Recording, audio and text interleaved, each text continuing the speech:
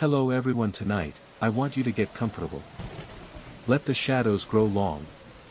Let the silence stretch deep into your bones. Because the place I'm taking you has doors that move when no one's watching. And something that wants to come through. Like this video, subscribe if you haven't, and tell me, where are you watching from? And what time is it, where you are? Part 1, The Shift. I used to think ghosts were just metaphors. Flickers of memory. Unspoken guilt. Grief that lingers. But the Hartley Memorial Library taught me better. It didn't haunt me with rattling chains or blood on the walls. It simply moved. And when things move without permission, that's when you should start worrying. My name is Thomas Greer. I worked graveyard shifts in the Hartley University Library for almost a year. 7 floors of silent archives, locked stacks, and books nobody read anymore. And every night, I walked the same pattern. Reference. Stacks. Special collections. Down the central stairwell. Through the foyer. And into the break room for cold coffee and silence. It was a routine carved in solitude. Until the revolving doors began to change their positions. Just slightly. Just enough to notice. At first, I blamed sleep deprivation. It's easy to question your senses when the world outside is asleep. But this wasn't exhaustion. This was deliberate. Part 2, The Revolving Watchers. The doors in the foyer had stood for over 60 years. For towering glass cylinders framed in aged brass. A kind of architectural skeleton. During the day, they spun constantly, students flowing in and out like blood through veins. But after midnight, they stood still. They were meant to be still. But that October, they weren't. At 1:12 a.m., during my usual loop, I noticed something wrong. The partitions of the doors weren't aligned like before. Their brass handles, those smooth, time-worn curves, had shifted. Just slightly clockwise. 3 inches. Maybe 4. But it was enough to disturb the silence. I stared. I pushed. It resisted, then groaned, like a whisper trapped in steel lungs. And something about that sound echoed all the way into my bones. Part 3, What the Cameras Saw. By Thursday, I couldn't ignore it anymore. I reviewed the security footage from the foyer. Hours of nothing. Static silence. Then, at exactly 2:03 a.m., the doors rotated. All 4 of them. At once. A perfect, synchronized glide. There was no one in the frame. No wind. No vibration. Just silent, impossible motion. It felt like the building was exhaling. Like it had lungs. And something had passed through its mouth. Part 4, Chains and Lockdown. I asked for chains. Heavy-duty, industrial ones. Thick enough to restrain a bear. Janet from maintenance didn't ask questions. You learn not to when your workplace is overrun with archives, shadows, and underpaid loners like me. I wrapped the chains through the door mechanisms. Looped them tight around the brass. Padlocked everything. Then I waited. 2 a.m. Nothing. 2:03. The locks began to rattle. Not shake. Not jostle. They rattled, rhythmically. As if someone, or something, was turning them gently. Trying them. From the inside. Part 5, The Journal Beneath Floor 7. In my obsession, I began exploring beyond my job description. There were 7 floors, technically. But blueprints I found, hidden in an old facility binder, showed something else. A sublevel. Floor B, restricted. It wasn't on any directory. Not on any elevator panel. But the stairwell had a hatch under the 7th floor landing. It was locked. Not with a key. but with rust and age and something more. When I forced it open, I found a narrow stair descending into pitch-black silence. Not storage. Not maintenance. It was a room. Empty shelves. A single table. And a journal. Written in cramped, looping script. By someone who claimed to have worked my job, in 1974. Part 6, Entries from the Forgotten. October 5, 1974, the doors moved again. I tied them shut. Didn't help. Something still got through. It's not the doors. The doors are just how it comes in. I think it lives between the stacks. It listens when you whisper. And it hates being ignored, asterisk. October 12, I saw it tonight. In the reflection. Tall. Elongated. No eyes. It had hands pressed against the inside of the glass. But it was outside time. It watched me. And then it smiled. God help me. It smiled. Part 7, Reflections. Back in the foyer, I began seeing things in the reflections. Faces that weren't mine. Hands touching the glass from the inside. But they left no fingerprints. I tried photographing them. But the images came out wrong. Overexposed. Stretched. One Polaroid looked like something had pressed a mouth against the glass, exhaling fog, shaping words I couldn't read. And the worst part? In every photo I took, my own reflection was missing. Part 8, Sleepwalking into the library. One night, I woke up, inside the library. Still dressed. Still wearing my badge. But I didn't remember walking there. The foyer was dark. The doors were spinning, slow, patient turns, like a carousel at the end of time. And in the middle of them was someone. No face. Just a silhouette. Standing inside the central cylinder. Not spinning. Just waiting. Watching me. Part 9, The Breach. On October 31st, yes, Halloween, the doors shattered. Not physically. But in meaning. The chains were intact. The cameras captured nothing. But I felt it. An icy wind spiraled up from beneath the marble. The books began to whisper. Literally. Pages turning themselves. A low chant. I ran. But I didn't get far. Because the stairwell no longer had an exit. Only more stairs. Descending forever. Part 10, What I Became. This part is hard to explain. Because I'm not sure I'm still entirely me. Sometimes, I still roam the library. Reshelving. Watching. Avoiding mirrors. But other nights. I am the one inside the door. Watching back. Waiting. Breathing. You made it to the end. But the library doesn't close just because we stop telling the story. Be careful around revolving doors. And never ignore the sound of something moving, when nothing should be moving at all. Subscribe if you haven't. And if you're brave, look behind you. Part 11, The Breach That Wasn't There. The chains were meant to hold. Steel forged. 2-ton tested. But what lay scattered across the marble floor, told a different story. I stared at the wreckage in silence. The air around the foyer felt charged, like the aftermath of a lightning strike. But there was no smoke, no scorched marks. Only perfectly intact glass doors. And chains that looked as though they'd been unraveled from the inside out. The glass was unbroken. The brass shined. There was no sign of a struggle. Only absence. Like the building had swallowed the evidence whole. Janet was standing near the scene, her clipboard now more shield than tool. She didn't seem surprised. Any idea what might have caused this? She asked, voice calm but clipped. My mouth opened.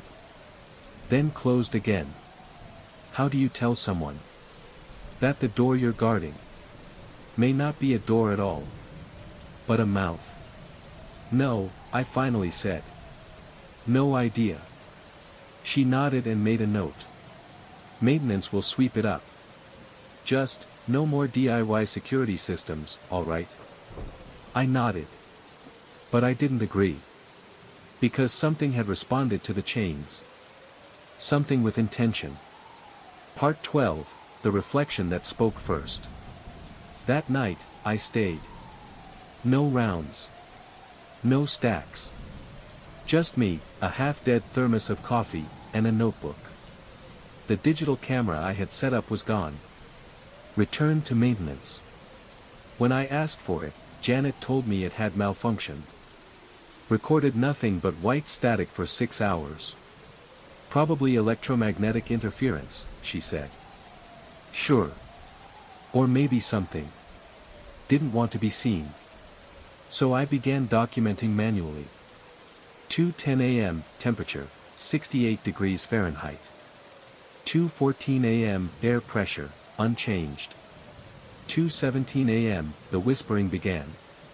It wasn't loud. More like the suggestion of a voice. Like the hush of someone exhaling words behind glass. At first I thought it was the HVAC system. But the sound was coming from inside the revolving doors. And it was saying my name. Part 13, The Uninvited. Thomas. It came again. Clearer. Softer than breath. So soft it bypassed my ears and settled directly into my spine. Thomas. I stood. I hadn't meant to. It was as if the name pulled me upright, marionette-like. My notebook fell from my lap and slid across the marble. I walked toward the doors. The brass glinted under the ambient light. More gold than metal, almost organic.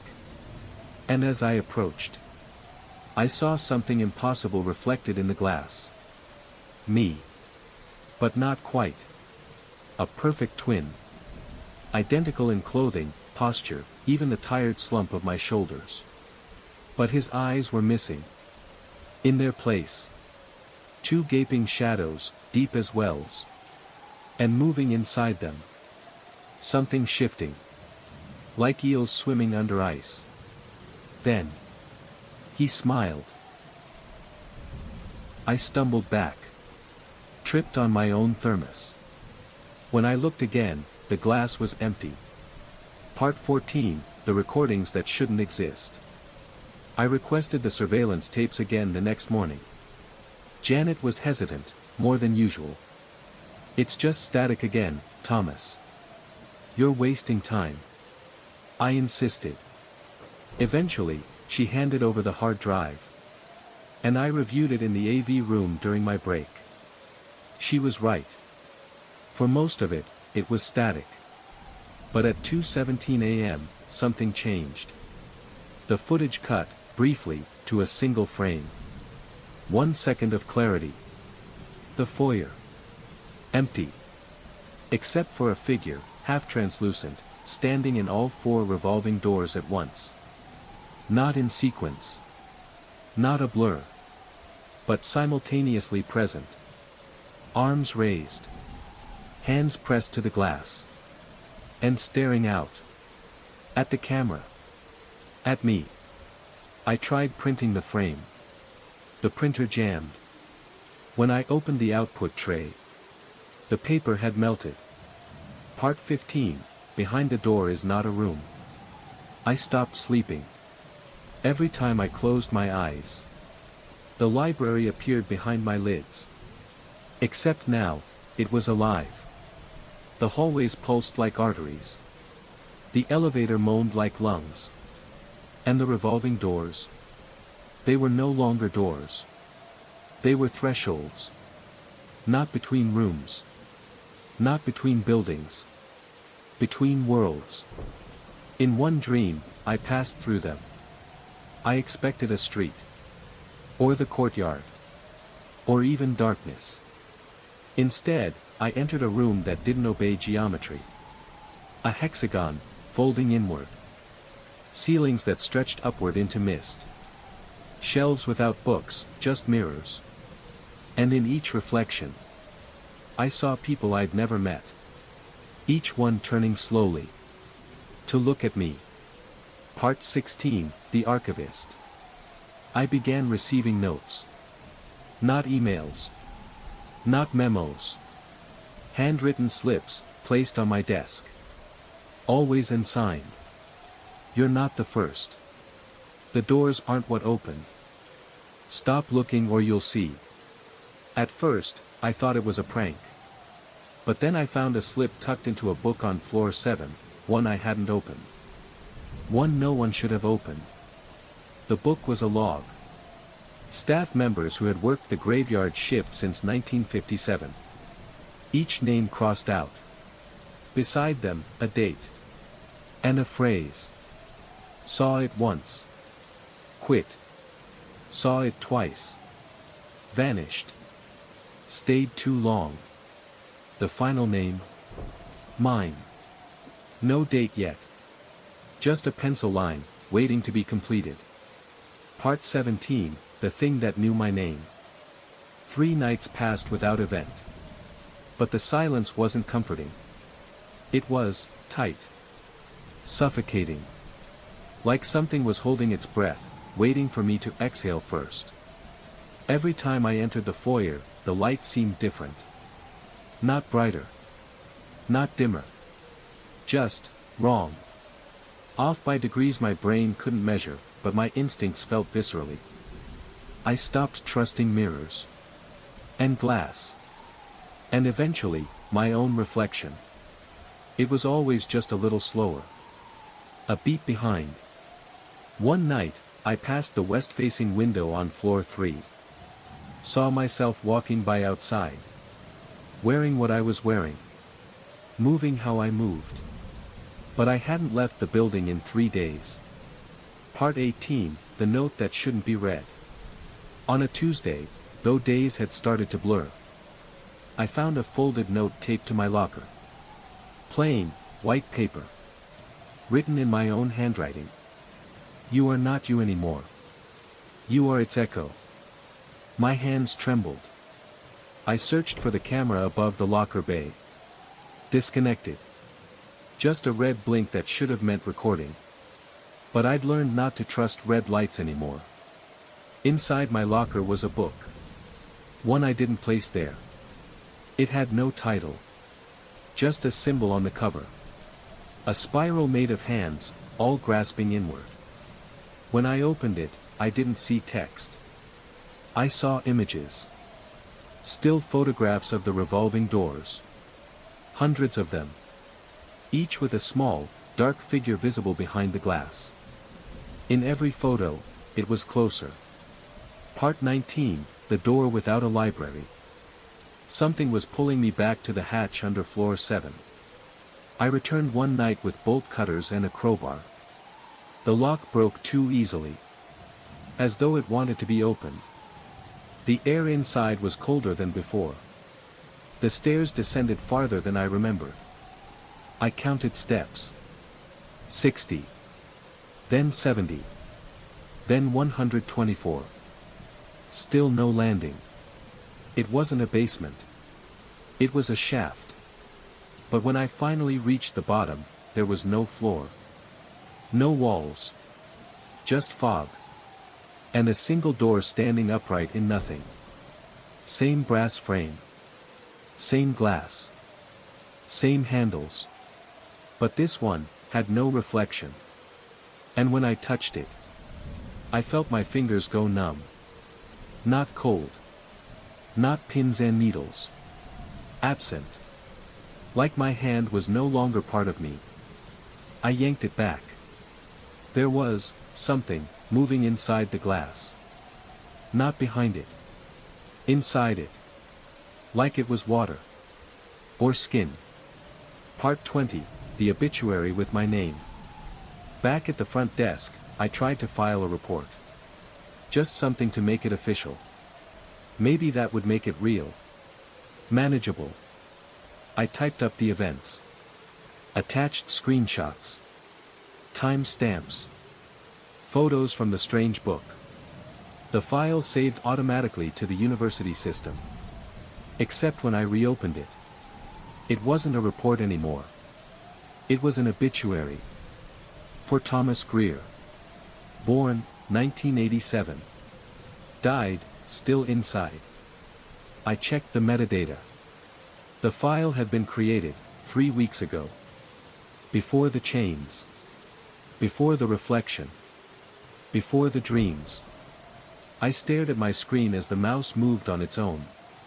Scrolled down. At the bottom, 3 words appeared, typed in real time. You were late. There are places we walk into thinking we understand them. But some buildings are older than bricks. Older than time. Some buildings remember us before we arrive. And if we linger long enough, we become part of what they remember. The Hartley Memorial Library isn't haunted. It's alive. And it's hungry. Part 21, The Revolving Prison. The door's motion was quiet, barely more than a breath against the stillness. I looked up. One of the 4 doors was turning. Not fast. Not chaotic.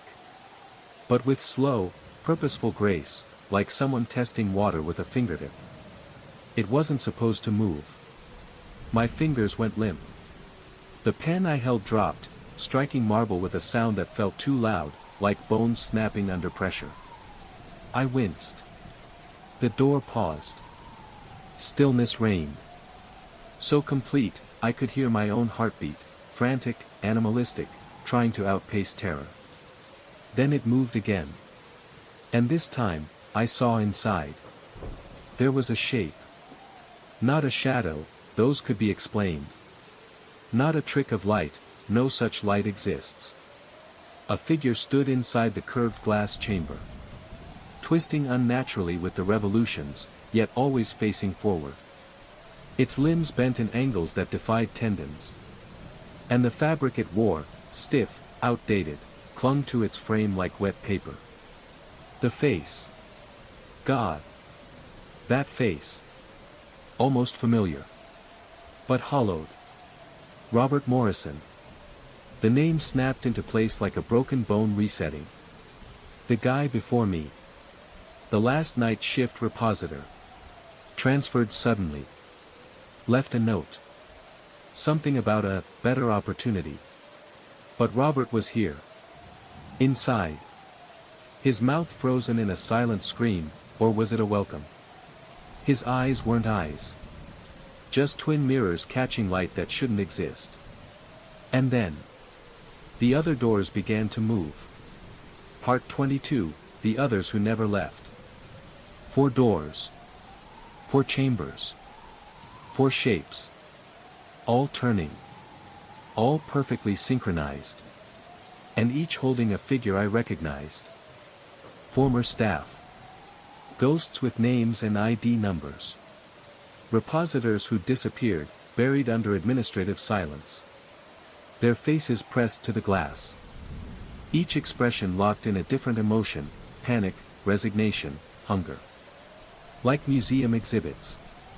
Or sacrifices. I ran. No time to think. No time to breathe. Down corridors that twisted like memories. Past offices that hadn't been opened in years. Over tile that felt soft beneath my feet, like the library was absorbing me. Behind me. The groaning began. Not human. Not mechanical. A sound like metal weeping. And with it, the shriek of the doors accelerating. The library was waking up. And it wanted something back. Part 23, The Stacks That Shift. I ended up on floor 6.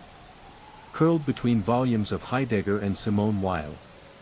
Breathing fast. Counting seconds. My thoughts were unraveling, looping like the tape from the malfunctioning cameras. If I was hallucinating, then I could fight it. But if I wasn't, insanity would be mercy. 3 nights I stayed home. Told Janet I had food poisoning. She didn't argue. She never did. But absence changed nothing. The memory followed me. Every blinking light. Every glass surface. Every revolving door at a shopping mall. All of it began to look like an eye. Watching.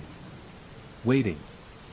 When I returned on Monday, everything was normal. Suspiciously normal. Part 24, The Replacement. The chains were gone. New padlocks gleamed. The doors stood pristine, like nothing had happened. But now there was a new camera, tucked in the corner of the foyer. Its red light blinked steadily, like a heartbeat. Janet didn't meet my eyes when she handed me the new duty roster. Just some schedule adjustments, she said. My name was crossed out. In its place. David Chen. Night shift. Starting that night. He looked young. Eager. Too new to know that the building you work in might want to keep you. I saw him in the parking lot later, carrying a thermos and wearing that same oblivious confidence I'd worn not long ago. I opened my mouth to warn him. To tell him to run. But I didn't. Because what would I say? Hey, don't go in there. The library's doors trap souls like insects in amber. Even I didn't fully believe it. And the part of me that did was afraid of what warning him might invite back. Part 25, The Time Loop That Starts With You. I work days now. Reference desk. Student papers. Sunlight. It's normal. Grounding. Real. But sometimes, when the light hits the foyer just right, I catch glimpses in the door glass. Not of the room. Not of the street. But of the interior chambers. Turning. Always turning. And inside one of them, I see myself. Mouth open. Hands raised. Eyes wide. And I wonder, which version of me left the door? Because if I'm here, working the reference desk, then who is inside the glass? The worst kind of horror isn't what happens to you. It's what waits for you to explain it. To justify it. To pretend it was never there at all. And if you ever find yourself working late, in a building that remembers more than it should, walk past the revolving doors. Don't look inside. And whatever you do, don't speak the names of the ones who never left. Part 26, The Loop Beneath the Floor. Scene Q, dimly lit corridor. A watch ticking loudly. Then silence. There's a room beneath the library. I didn't know that until last week. I was sorting archival maps in the sub-basement, when I noticed a faint seam in the floor. A square outline barely wider than a manhole. It wasn't on any building plans.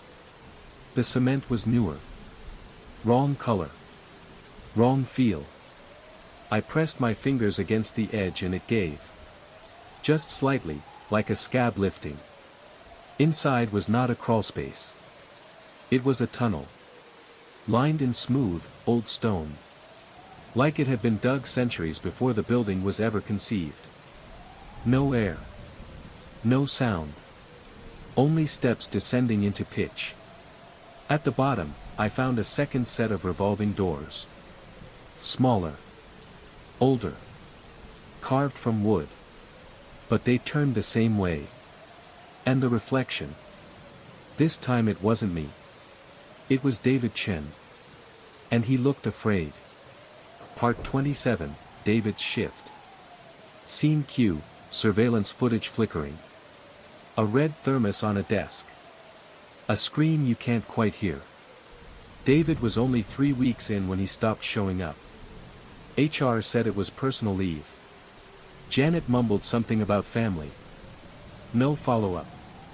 But the new cameras didn't lie. I broke into the server room.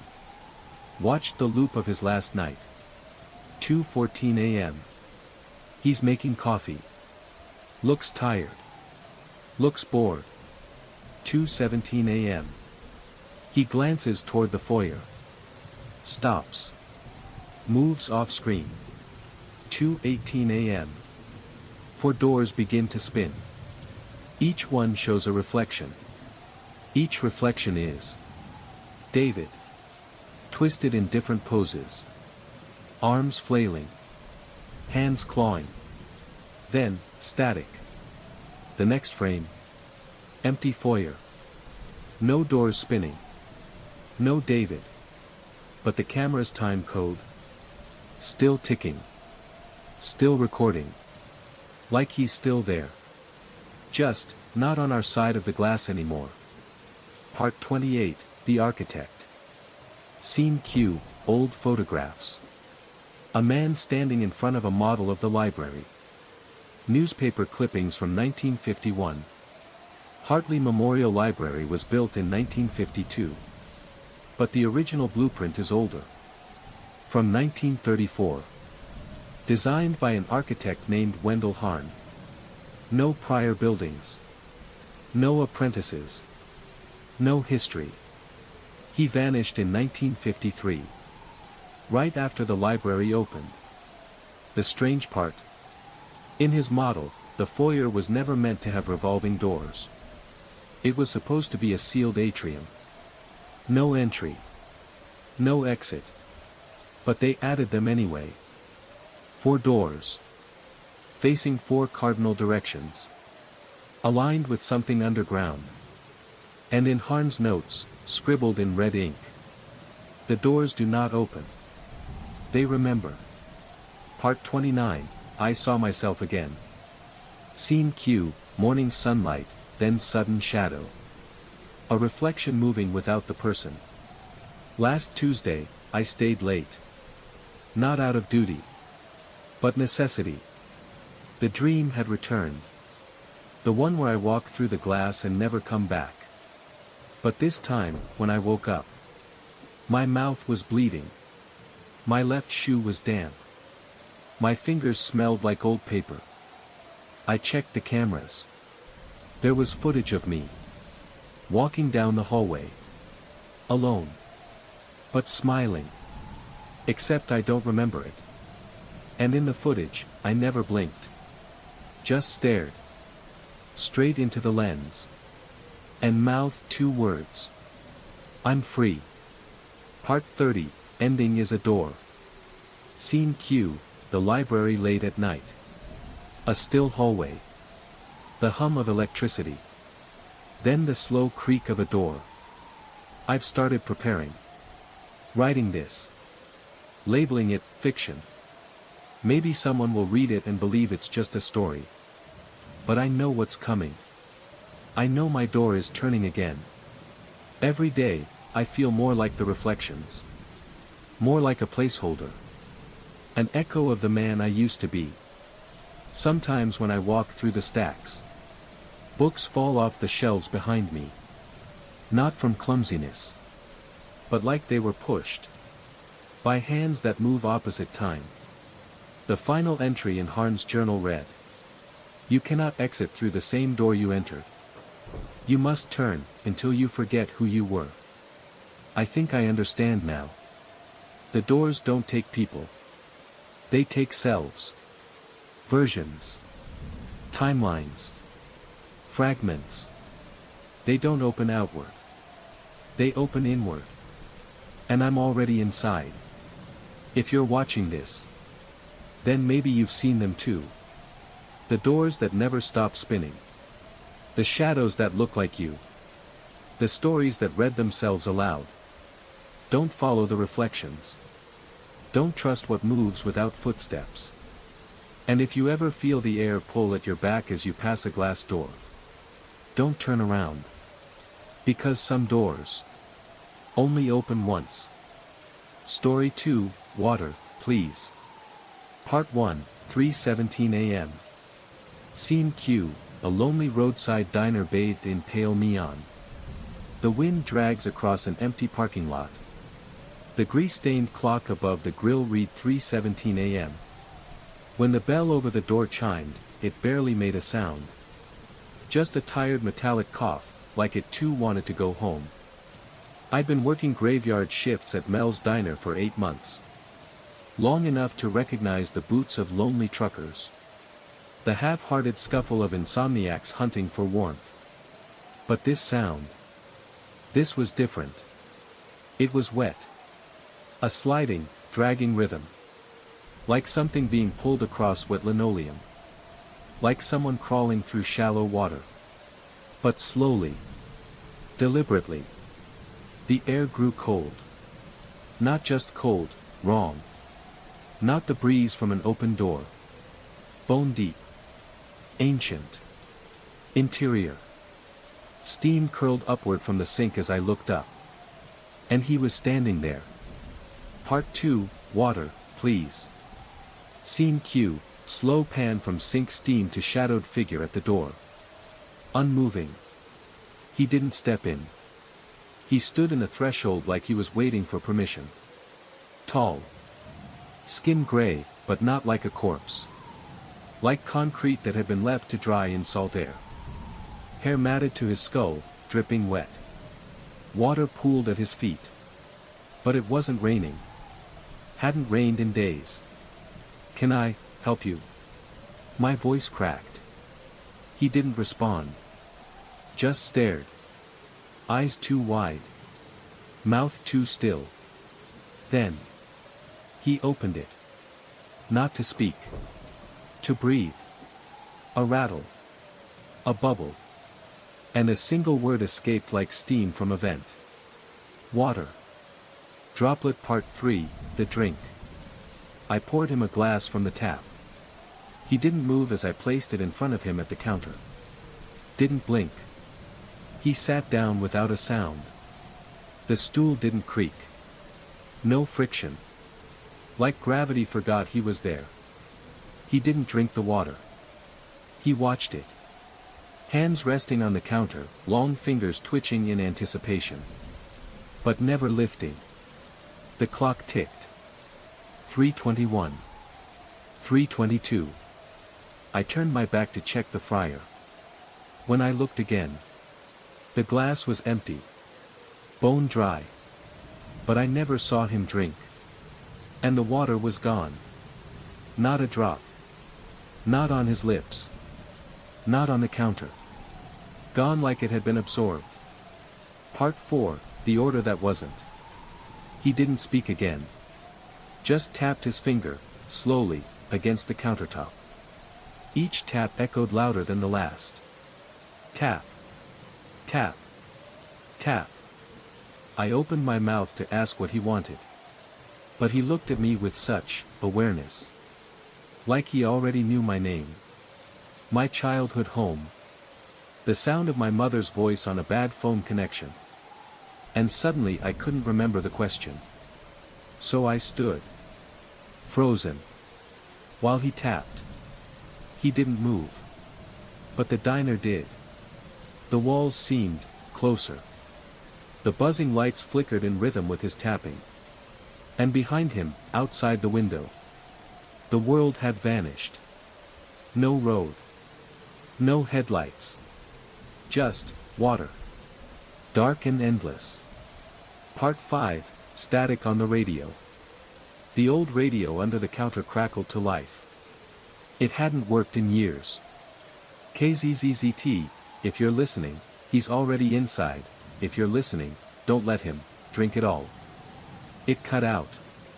Back to silence. But the man was smiling now. A thin line. Not joy, recognition. And the glass was full again. Somehow. Brimming. Clear. And this time. He reached for it. You work enough graveyard shifts, you start to feel like the world forgets you exist. That maybe the night has its own rules. Its own customers. If you ever find yourself pouring water for someone who never seems to drink, don't ask questions. Don't watch too closely. And above all, don't let them finish. Because if they do, they'll start asking for something else.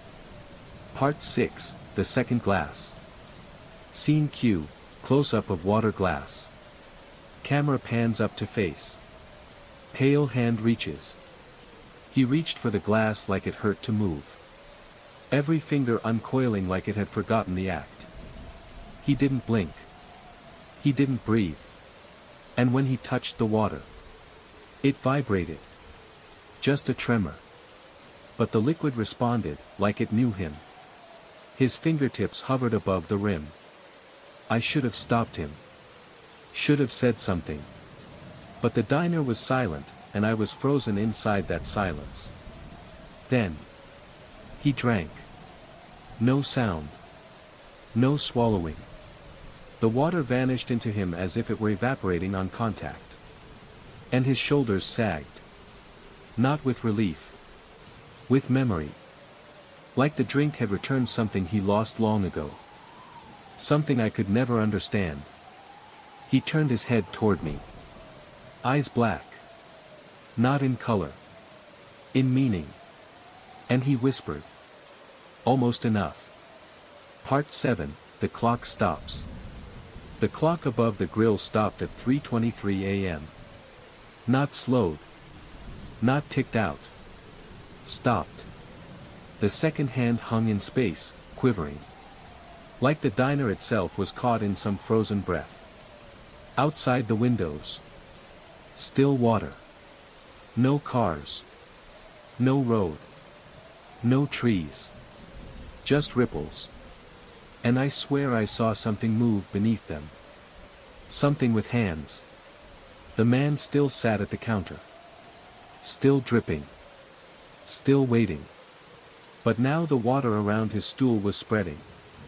Creeping across the tile. Not fast. But, inevitable. Part 8, Mel's journal. The manager's office was always locked. Mel was paranoid, used to say, midnight brings its own kind of customer. But the keys were on the hook. So I went in. The room was colder than the rest of the diner. Papers scattered. Files half burnt. And in the back drawer, a leather-bound book. Mel's handwriting. I flipped through dates and orders until I found a single entry. Written in frantic ink. He drinks the hours dry. He comes when the world forgets time. If he finishes, the tide returns. No roads. No waking. Just him. Then another line, shakier. I gave him coffee once. He screamed. Don't give him anything but water. Then the page was torn. Soaked. Warped like it had been dipped in a bucket. I turned to leave. And the lights cut out. Part 9, no exit. Darkness swallowed the diner. Even the neon signs, gone. Even the hum, gone. All that remained was the sound. Drip. Water. From somewhere behind the counter. I turned on my phone's flashlight. And the beam hit the man. Still at the counter. But now. He was smiling. His lips wet. His face pale and cracked like old porcelain. And in front of him. A third glass. Full again. But not water. This time it shimmered. Like moonlight poured into a glass. He pointed to it. One long, slow finger. A gesture of offering. For you, he said. Part 10, the third drink. I stared at it. The glass pulsed faintly. Like it was alive. Like it was breathing. The man waited. Not expectant. But patient. Like he'd offered this to others before. I lifted the glass. It was warm. Not hot. Not cold. But body temperature. My mouth opened without consent. And just before the liquid touched my lips, I heard Mel's voice. Not a memory. A whisper. Right behind my ear. Don't drink from his glass. It's not thirst he's quenching, it's time. I dropped the glass. It didn't shatter. It vanished before it hit the floor. So did the man. One blink. And the stool was empty. Only the puddle remained. And outside, the water had receded. The road returned. The trucks passed. The lights flickered back on.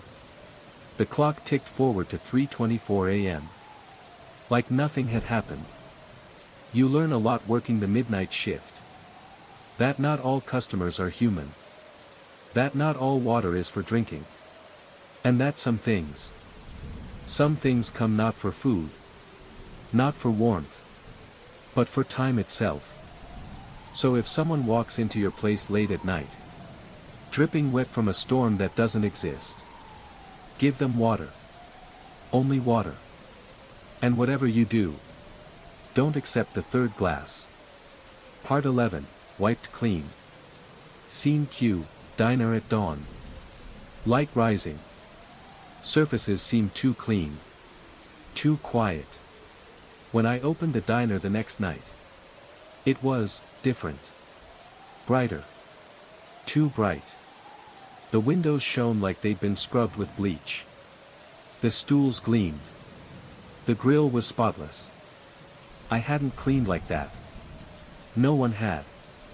But the puddle near the counter was gone. Not mopped. Evaporated. Even the air smelled wrong. Like chlorine. Like an old hospital room, where someone once died. And no one talks about it. I opened the fridge. All the water bottles were gone. Every single one. Part 12, Playback. I checked the security tapes. I wanted proof. Even one frame of him. A shadow. A footprint. Something. But the file was empty. Not corrupted. Not static. Just deleted. Even the timestamp had been wiped. But there was one file in a hidden folder. Tucked away under layers of junk names. 3:17am_final.mov. It was only 13 seconds long. No sound. No color. Just a grainy black and white clip. Me. Standing at the counter. Alone. Staring. Smiling. And behind me, in the reflection of the metal shelf, he was there. Smiling back. Part 13, The Ledger. The next day, Mel didn't show. Not unusual, he rarely opened. But a woman came in around midnight. Mid-30s. Glasses. Clipboard. I'm auditing the ledger, she said. Her name tag read. E. Gordon, Time Compliance Division. Funny name, I said. She didn't smile. Just asked one question. Has he asked you to drink yet? I didn't answer. Didn't have to. She looked at me like someone checking a cracked windshield. Right before it shatters. She made a note and walked out. But on her clipboard, I saw one word, circled in red. Marked. Part 14, Mel's Return. 2 nights later, Mel came back.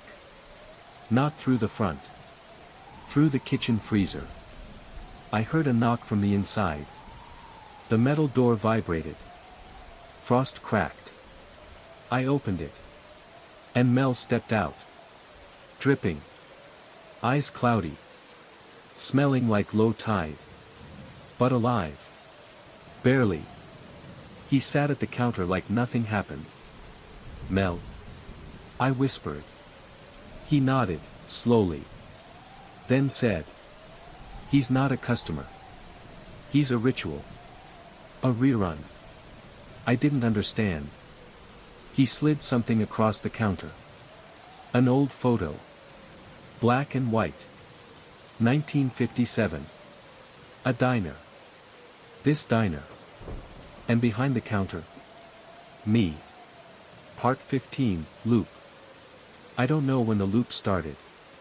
I don't know if it ever ends. But I know this. Every few nights, he comes back. 3:17 a.m. Always the same time. Always asking the same thing. Water. And if you give him more than 2 glasses, he offers the third. Don't take it. Because if you do, you forget. You become part of the building. Part of the story. Your face in a photo. Your voice on a loop. Your reflection in a glass someone else is about to drink from. Mel never really left. Neither did I. I just haven't noticed yet. Maybe you haven't either.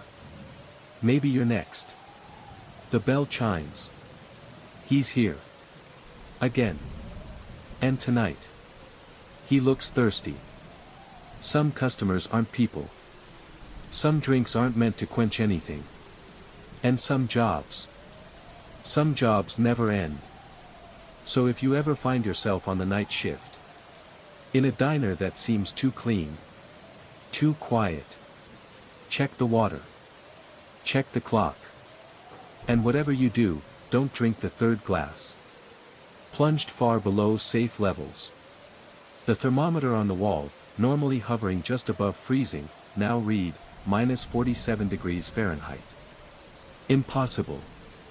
This was a food storage unit, not a cryogenic chamber. The frost clinging to the racks looked weeks old, like time had moved differently inside. And then, I saw him. Standing in the center of the freezer. Still dripping. Still dressed in soaked, glistening clothes. But his mouth wasn't moving. The voice I kept hearing, that cold request for a sandwich. It wasn't coming from him. It was coming from the walls. From the vents. From the drain in the floor. And now they were all speaking together. Whispering. Cold, as before. Part 16, Walk-in. He didn't blink.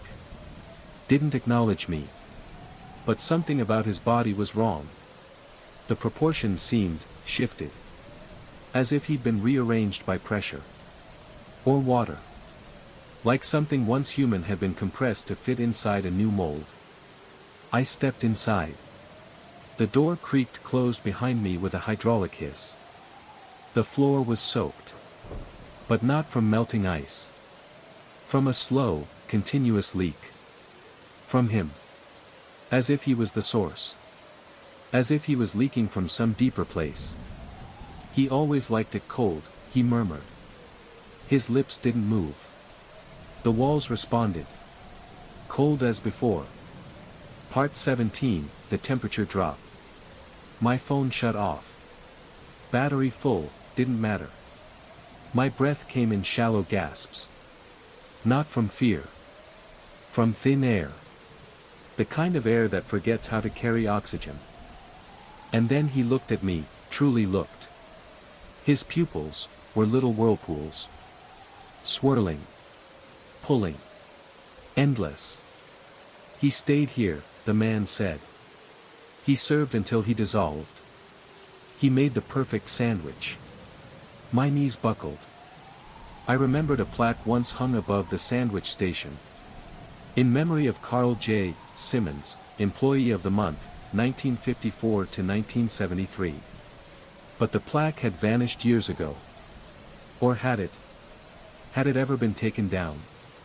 Or had Carl simply kept working, cold as before? Part 18, the menu that repeats. I stumbled backward, out of the freezer. The diner was empty again. No puddle. No freezer condensation. No evidence he'd ever been there. Except. The sandwich was waiting. On the counter. Perfectly built. Untouched. Turkey, lettuce, tomato. Juices glistening on the bread. And next to it. A glass of water. Full. Still. Beckoning. Above the counter, the old menu board flickered back to life. But the items had changed. Instead of burgers and omelets, it now read. Cold sandwich, $infinity. Water, 1 glass, free. Second glass, regret. Third glass, memory loss. Fourth glass, shift begins. My apron was already on. My hands were already behind the counter. The bell above the door chimed. And he stepped inside. Part 19, Final Orders. The clock ticked. 3:17 a.m. Exactly. The bell's echo faded, and he took his usual place at the counter. He didn't speak. He didn't have to. I poured the water. Made the sandwich. He watched. And behind him, through the windows, the world outside began to ripple again. The roads were gone. The lights were dim. The reflections on the chrome napkin holder showed a diner underwater. He smiled. And for the first time, I heard a new word from him. You remembered. I didn't nod. Didn't speak. Because I knew, this was the job now. No clocking out. No relief shift. Only water. Only cold. Only the next arrival. Part 20, Through the Glass.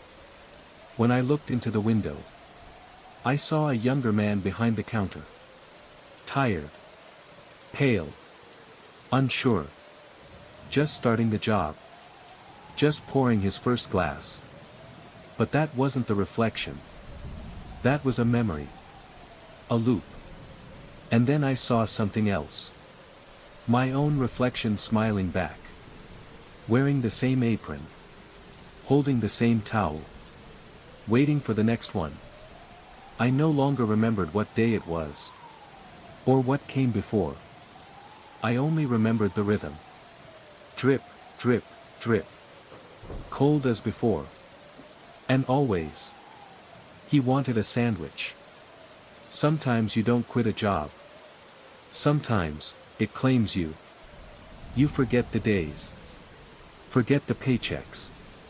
Forget your name. But you never forget the order. Turkey. Lettuce.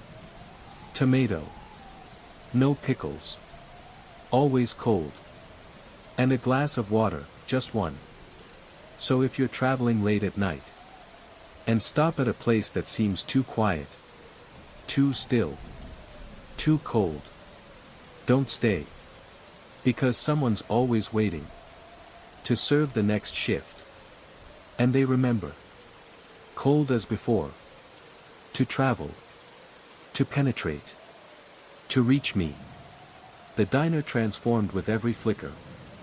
No longer just a place of late-night eggs and empty coffee pots. But a threshold. A liminal chamber between shifts and shadow. Each pulse of green light showed the sandwich sagging lower. Soaked. Like it had been dredged up from the bottom of a lake. The tomatoes bled in runes. The cheese curled into unnatural spirals. And the turkey, once gray, was now so pale it seemed transparent. Part 21, Beneath the Floor. That's when I noticed. The puddle wasn't just growing. It was moving. Not by flow. But by shape. The liquid was spreading in deliberate lines. Forming a perfect circle beneath the counter. A sigil, almost. It reminded me of the diagrams in old arcane books. Not the kind you study in school. But the kind left on train seats by strangers who vanish at the next stop. When I stepped closer, the air changed. Pressure built behind my eyes. My teeth ached. The neon sign outside started buzzing in reverse. And the freezer door clicked open. Part 22, The Echo Within. Fog rolled out from the freezer like a living thing. Coiling around the counter, the stools, my ankles. Inside the metal chamber. Nothing had changed. No movement. No man. Just the same impossible cold. And the low hum of something alive. But I heard it this time. Not just a voice. But many. Layered. One tone behind the other. Men. Women. Old. Young. Each voice saying the same thing. Cold, as before. They weren't talking to me. They were talking to the sandwich. Part 23, Ritual Meal. Then, movement. Slow. From within the walk-in depths, a shape emerged. Not walking. Not crawling. Gliding. A figure formed entirely of moisture. A man-shaped fog. Held together by intention alone. No face. No hands. Just dripping gravity and memory. He paused at the doorway. And for the first time, I understood. This was no customer. This was the recipient. The vessel for what the diner had been feeding. Not with food, but with obedience. With fear. With repetition. The sandwich was not a meal. It was an offering. Part 24, the end of the shift. As the figure reached the counter, the emergency lights surged, casting him in a halo of emerald fire. The sandwich levitated slightly. Just an inch. But enough. And then, he vanished. The sandwich was gone. The puddle retracted. The freezer door swung shut. Silence. No voice. No dripping. No cold. Just the clock above the grill. Ticking back into sync. 3:18 a.m. 1 minute later. But it felt like a lifetime. I stood behind the counter. Hands wet. Heart hollow. And realized. I had become the next keeper. Part 25, last receipt. It's been 3 months. The voices haven't returned.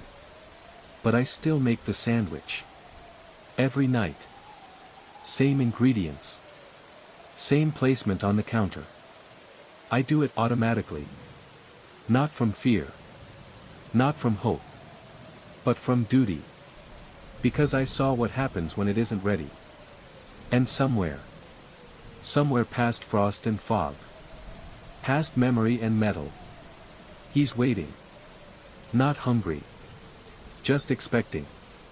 Because that's how stories work in places like this. You feed the loop. You serve the silence. You keep the cold. Cold as before. Always cold. Never warm again. There are diners still open past midnight. Places where coffee never quite gets hot. Where the clocks tick 1 minute behind. If you find yourself in one, don't ask for the sandwich. Don't question the water. Just sit. Wait. And if the lights flicker, don't look toward the freezer. You don't want to see who's already seated. Wrong had occurred. Not just a hallucination. Not just a trick of the night shift. A breach. Something had passed through. Not into the diner. But out of it. Part 26, Echoes in Frost. The rest of that week passed in a haze. Customers came and went. The fryer hissed. The bell chimed. But the air was different. Thinner, like altitude sickness in a place only 10 feet above sea level. Whenever I passed the sandwich station, I felt a residual cold. As though a memory had nested there, curling like frost under my skin. And every night, at 3:17 a.m., I found myself looking toward the counter. Expecting. Listening. Once, I thought I saw a reflection in the chrome napkin dispenser. A man, seated. Wet. Waiting. But when I turned, the booth was empty. Part 27, the next order. It happened again 5 nights later. Same time.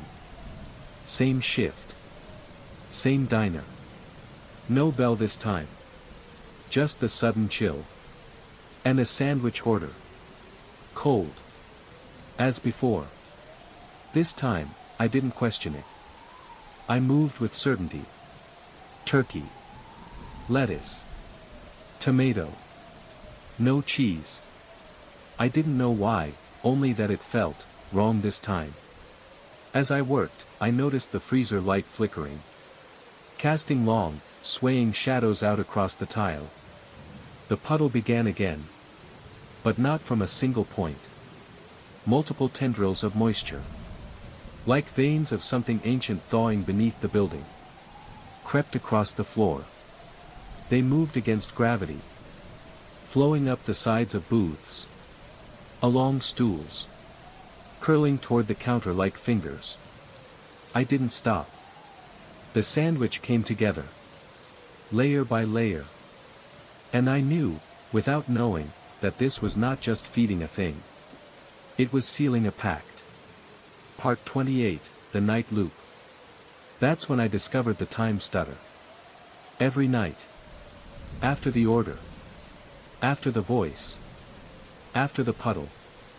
The clock would read 3:42 a.m. No matter when the event started. No matter how long it seemed to last. Always 3:42 a.m. at the end.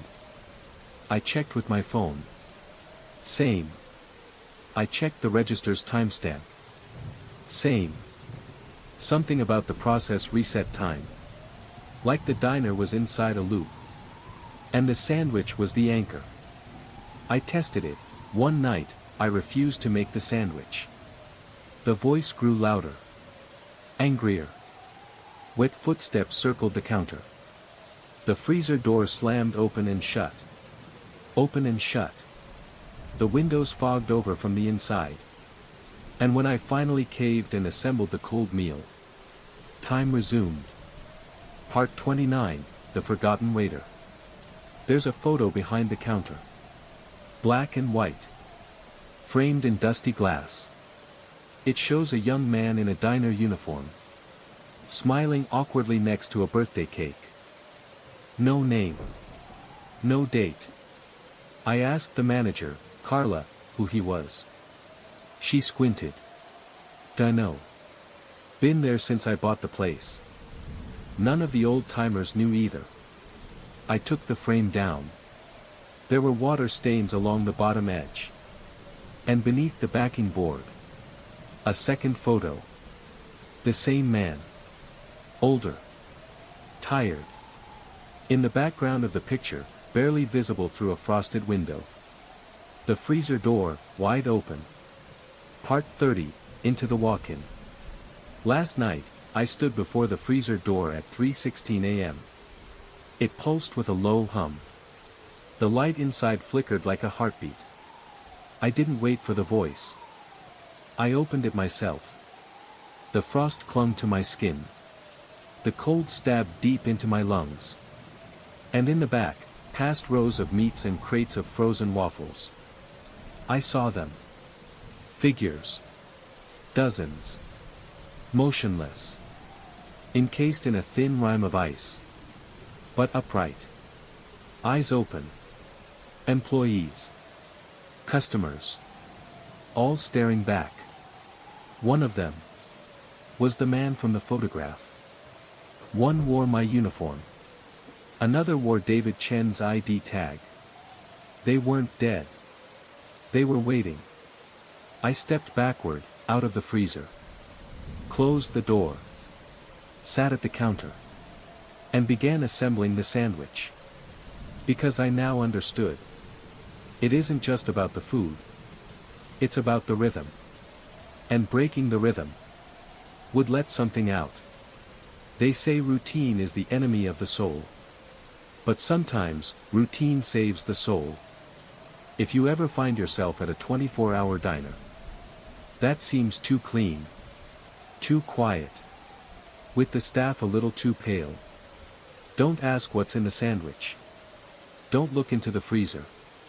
Just eat your meal. Tip well. And leave before 3:17 a.m. Ace the stalls directly. They were there, just as they always were. Plain white metal doors, slightly scuffed near the bottom where shoes had kicked them open. Lit clearly by the overhead fluorescence. But when I turned back to the mirror, the stalls had vanished again. Only darkness remained. Not vague, gray shadow. Not smudged reflections. Void. A perfect black rectangle, swallowing the back half of the bathroom. It made no sense. No light reacted off it. No edges, no gradients. Just a black hole in the mirror's reality. Part 31, the second reflection. I waved my hand toward the stall area.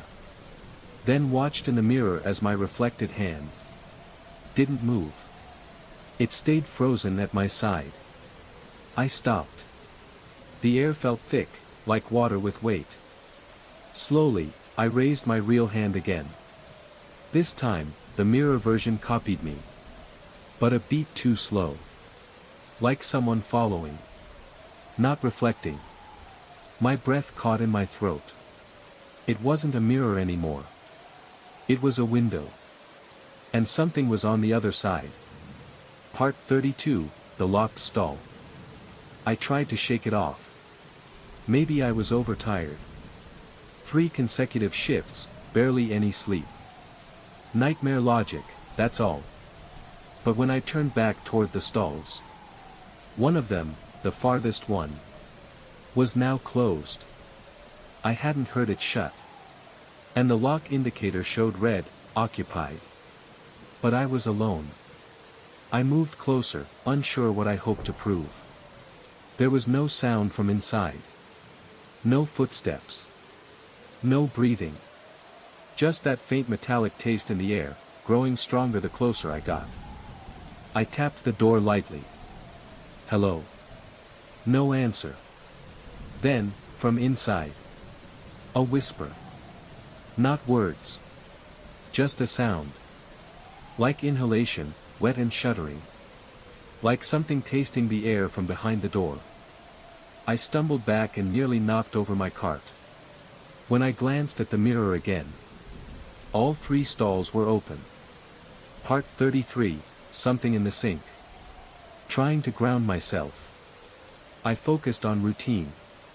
I moved to the sinks. Sprayed disinfectant. Wiped down porcelain. Check. Check. Check. Then I heard it. A slow, gurgling noise from the drain of the center sink. I leaned in. And for a brief moment, I thought I saw an eye blink up at me from inside the drain. I recoiled instinctively. The water began to rise. Despite no faucet running. A thick black liquid. Too viscous to be water. It crept up, reaching the rim, then spilling over onto the counter. I turned to run. But in the mirror, I saw myself still standing there. Calm, hands on the sink. Watching the liquid rise like he was waiting for something. When I looked back, the counter was dry. No black liquid. No overflowing sink. Nothing. But when I touched the faucet, it was freezing. Part 34, the exit that wasn't. I backed away. My cleaning supplies lay abandoned. I just needed to get out. Tell someone. Anyone. I reached the door and pushed. Locked. Impossible. There was no lock on the employee bathroom doors. Just a push bar. I shoved again. Nothing. My pulse hammered in my ears. The lights began to flicker, stuttering like a dying breath. Then the motion sensor reactivated. And everything went black. Hallucination. They weren't rough. But they were insistent. Not malicious, but filled with a kind of desperate urgency. Like they were trying to warn me. Every inch of my skin crawled with the sensation of unseen hands. Pulling. Pressing. Nudging me toward the door.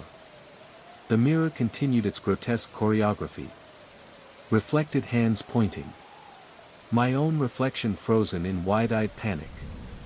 And then something new. Part 35, a stranger in the mirror. The reflection blinked. But I hadn't. I was still. Frozen. But the version of me in the mirror blinked. Then tilted its head slowly to the side. In a way I didn't. The mirrored version began to smile. I wasn't smiling. Its lips curled up, slow and unnatural. A smirk that didn't reach the eyes. Eyes that looked too dark. Too deep. Like they didn't reflect light at all. The hands framing my reflection suddenly stopped. All motion ceased. And in the stillness, my mirror self raised a single hand. And beckoned. Not toward the bathroom door. Not toward escape. Toward the mirror itself. Part 36, the door that wouldn't open. Instinct took over. I bolted for the bathroom door, ignoring the icy fingers still brushing across my spine. The metal push bar clattered beneath my palms. But the door didn't move. Locked. Again. No matter how hard I shoved. It refused to budge. I threw my weight into it. Panting, desperate. The humming of the lights faltered again. And the entire bathroom flickered in and out of darkness like a failing heartbeat. And in one of those stuttering flashes, I saw it. A figure behind me. Tall. Too tall. Soaking wet, like it had crawled from a drain.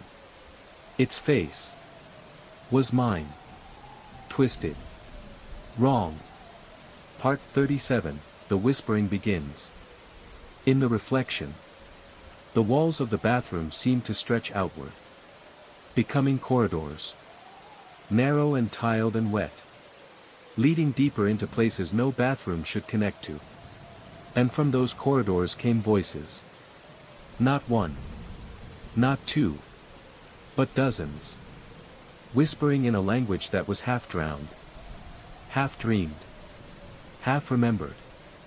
I couldn't make out the words. But I understood their meaning. You're already inside. Part 38, the mirror opens. The surface of the mirror began to ripple. Not crack, not shatter. Ripple. Like the surface of a pond.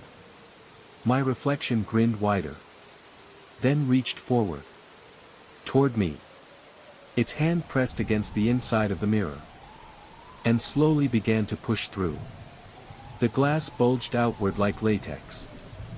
Fingers emerged. Not made of flesh. But of glossy black liquid. Shining like oil and moving independently. Each finger twitched and flexed. As it reached for my face, I fell back against the stall doors. My legs weak. My breath tearing through my lungs like broken glass. Art 39, what came through? The hand was followed by an arm. And then a shoulder. And then the upper half of the thing that used to be me. It dragged itself halfway through the mirror. Until its torso balanced on the edge of the sink. Water pooled beneath it. Seeping from its impossible form. It stared at me. And then did something I will never forget. It opened its mouth. And my voice came out. Come back inside. Part 40, the voice inside the voice. It spoke with my voice. But not just the one I used now. It spoke in all my voices. Every age, every regret, every moment of shame I thought I'd forgotten. Each syllable layered with tones I recognized. My childhood sobbing. My teenage screaming. My adult apathy. Woven together into a symphony of suffering. We've been waiting, too long. The thing hoisted itself further out of the mirror. Its joints moved wrong. Fluid and insectal. Like it remembered being human. But had forgotten why. Behind it, the mirror showed not the bathroom. But a place that looked like it had never been clean. A hall of glass and rust. Where things scurried just out of sight. Dragging chains that didn't clink but whispered. Part 41, the sinkhole of memory. I stumbled backward. And the tile underfoot gave way. Like a trapdoor. The floor became soft. Liquid. And I plunged into blackness. But it wasn't water. It was memory. My first night on the job. My worst mistake. The moment I almost gave up and let the world forget me. Each image flickered across my skin. Like film projected on flesh. Painfully vivid. And unmistakably real. The voice followed me even here. We don't want your life. We want your forgetting. Part 42, The Corridor of Others. When I opened my eyes again, I was standing, barefoot, in a hallway of mirrors. But these weren't reflections of me. Each panel showed someone else. Other workers. Other cleaners. All in uniforms from different decades. Some from before electricity. Some with name tags that faded as I stared. They were all trapped inside. Pressing hands against the glass from within. Mouths moving. Begging. Warning. Some laughing. And I realized. This place eats people who clean what others leave behind. Those who tidy the forgotten corners of the world. Where reality grows thin. And rules begin to rot. Part 43, The Offer. A voice returned. Not mine this time. Something older. It came from the ceiling. From the drains. From inside my mouth as I opened it and heard it echo. You don't have to go back. You've already scrubbed the world clean. Stay here. Be part of what remains. Forget sleep. Forget light. Forget the lie of windows. We offer permanence. And before me appeared a bathroom cart. Just like mine. But covered in chains of bone and glimmering tar. The mop was made of hair. The spray bottle misted shadow. And the mirror at the end of the hallway showed me already cleaning. Already accepted. Already gone.